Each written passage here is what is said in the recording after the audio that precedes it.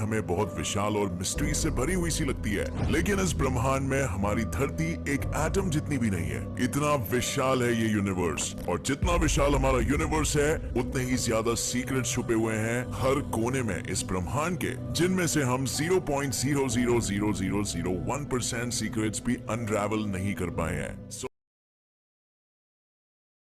Video में मैं चर्चा करने वाला हूं स्पेस के कुछ ऐसे सीक्रेट्स और इंटरेस्टिंग फैक्ट्स के ऊपर जो आपको ना तो स्कूल में पढ़ाए गए होंगे और ना ही आप में से बहुत लोगों को इनका आइडिया होगा। मुझे भी नहीं था, और जब हुआ तो मैंने सोचा कि आपसे ये ज्ञान शेयर करना तो मैंडेटरी है। तो बिना देर किए चलिए शुरू करते हैं हमारा आज का space special video titled 20 space facts you won't find in text books. Number 1, हमारा सोलर सिस्टम 4.6 बिलियन साल पुराना है। पहले हमारे सोलर सिस्टम में सिर्फ मीटियोइड्स थे, लेकिन फिर कई कोलिशंस, गैस एक्सप्लोजन्स और कंडेंसेशन के बाद हमारे प्लैनेट्स बनना स्टार्ट हुए। मिट्टी और रॉक से बने मर्क्यूरी, वीनस, अर्थ और मार्स, और गैस से बने जुपिटर, सैटर्न, यूरेनस और नेपट्यून। प्लूटो एक रॉकी प्लैनेट है और सबसे अंत में है, और हम अब भी कंफ्यूज है कि ये हमारे सोलर सिस्टम का पार्ट है या फिर नहीं। अभी के लिए तो प्लूटो को एक प्लैनेट की कैटेगरी में नहीं डाला गया है और उसे एक ड्वार्फ प्लैनेट के रूप में देखा जाता है। और भी ड्वार्फ प्लैनेट्स है हमारे सोलर सिस्टम में, जैसे एरिस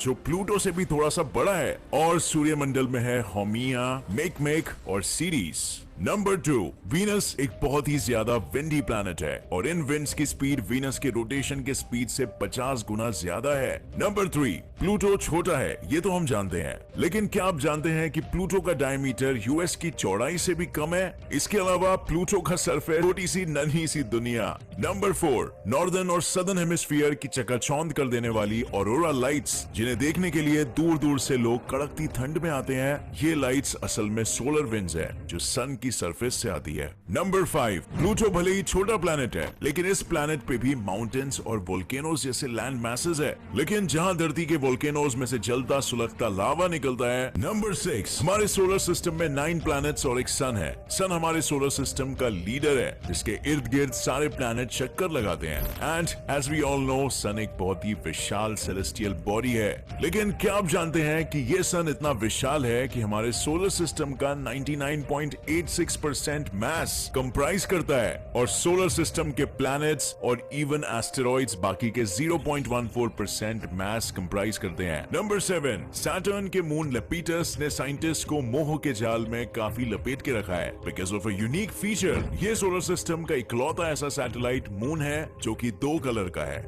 लेपिटस का आधा एरिया डार्क कलर का है और आधा लाइट कलर का। कोई नहीं जानता इसका रीजन क्या है, लेकिन खोज जारी है। नंबर 8, जो लोग एलियंस में अब भी विश्वास नहीं करते उन्हें बता दूं, हमारी गैलेक्सी में 100 बिलियन सोलर सिस्टम्स है, और हमारी गैलेक्सी इस यूनिवर्स की अकेली गैलेक्सी नहीं है, बल्कि कई 100 बिलियन ऐसी और भी गैलेक्सीज हमारे यूनिवर्स में है जो हमें अपनी आंखों से नहीं दिखाई देती। क्या इनमें से एक पर भी जिंदगी नहीं होगी? ऐसा हो सकता है गैस और मेटालिक हाइड्रोजन से। और इस महासागर की डेप्थ यानी गहराई हमारी धरती के सर्कमफ्रेंस से भी ज्यादा है। नंबर 11, हमारी धरती पे कई वोल्केनोज है, जमीन पे भी और पानी के अंदर भी, लेकिन हमारे सोलर सिस्टम का सबसे बड़ा वोल्केनो धरती पे नहीं बल्कि मार्स पे है। ओलंपस मॉन्स नाम के इस वोल्केनो का बेस यूएसए के एरिजोना स्टेट जितना चौड़ा है, और इसकी हाइट माउंट एवरेस्ट से 3 गुना ज्यादा है। नंबर 12, अगर स्पेस में 2 सेम मेटल से बनी चीजें कांटेक्ट में आ जाती है तो वे अलग नहीं हो पाएंगी और परमानेंटली जुड़ जाएंगी। इस फिनोमेनन को कोल्ड वेल्डिंग कहते हैं, और ये इसीलिए होता है क्योंकि दोनों चीजों के एटम्स को ये नहीं पता होता है कि वे अलग अलग चीजों के हैं। कोल्ड वेल्डिंग धरती पे नहीं होता क्योंकि दोनों चीजों के एटम्स जानते हैं कि वे अलग है, क्योंकि उन चीजों के बीच हवा और डस्ट के पार्टिकल्स होते हैं जो उन्हें सेपरेट करते हैं। नंबर 13, हमारी धरती से कई लाइट ईयर्स दूर हमारी गैलेक्सी में एक और प्लैनेट है जो कि पूरी तरह डायमंड से बना हुआ है। 55 कैंक्री ई, जिसे सुपर अर्थ के नाम से भी जाना जाता है, हमारी धरती से 2 गुना ज्यादा बड़ा है और पूरी तरह ग्रेनाइट और डायमंड से बना हुआ है। Cool right? नंबर 14, वीनस पे एक दिन 243 अर्थ ईयर्स के बराबर होता है, जबकि एक साल 225 अर्थ डेज जितना होता है। और ऐसा इसीलिए क्योंकि वीनस जितनी तेजी से अपनी एक्सिस पे रोटेट करता है, उससे कई गुना ज्यादा तेज स्पीड पे सूरज का चक्कर लगाता है। नंबर 15, हमारी गैलेक्सी में एक ऐसा प्लैनेट भी है जहां 24/7 शीशे की बारिश होती है, और वो भी 4300 माइल्स पर आवर की स्पीड पे। नंबर 16, प्लूटो एक बहुत ही छोटा प्लेनेट है, लेकिन इसका ऑर्बिट बहुत ही ज्यादा बड़ा है। इनफैक्ट प्लूटो का ऑर्बिट धरती के ऑर्बिट से भी 2 गुना ज्यादा बड़ा है और इसके ऑर्बिट में 20 लेयर्स है, सारी की सारी सुपर कोल्ड और कंडेंस्ड। नंबर 17, सन हमारे मून से 400 गुना ज्यादा बड़ा है, लेकिन हमारा मून सन के मुकाबले हमारी धरती से 400 गुना ज्यादा पास है और इसी कुदरत के ज्योमेट्रिकल करिश्मे के कारण सूर्य ग्रहण यानी टोटल सोलर एक्लिप्स पॉसिबल हो पाता है।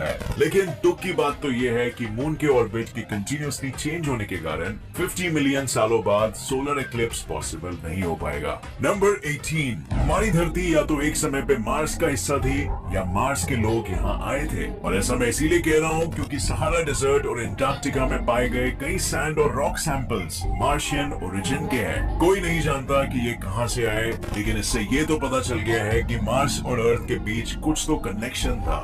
नंबर 19, न्यूट्रॉन स्टार्स बहुत ही छोटे कंप्रेस्ड स्टार्स होते हैं, लेकिन ये स्टार्स होते बहुत ही वॉलेटाइल है और अपने एक्सिस के अराउंड ये बहुत ही तेजी से स्पिन करते हैं। इनफैक्ट कई न्यूट्रॉन स्टार्स एक सेकंड में अपनी एक्सिस के अराउंड 600 चक्कर लगा लेते हैं। दिमाग चकराया ना। नंबर 20, सैटर्न ही एक अकेला ऐसा प्लेनेट है जिसके आसपास रिंग्स है। जुपिटर, नेपट्यून और यूरेनस के आसपास भी रिंग्स है, बस वे बहुत ही ज्यादा पतले हैं इसीलिए दिखाई नहीं पड़ते, लेकिन सैटर्न के रिंग्स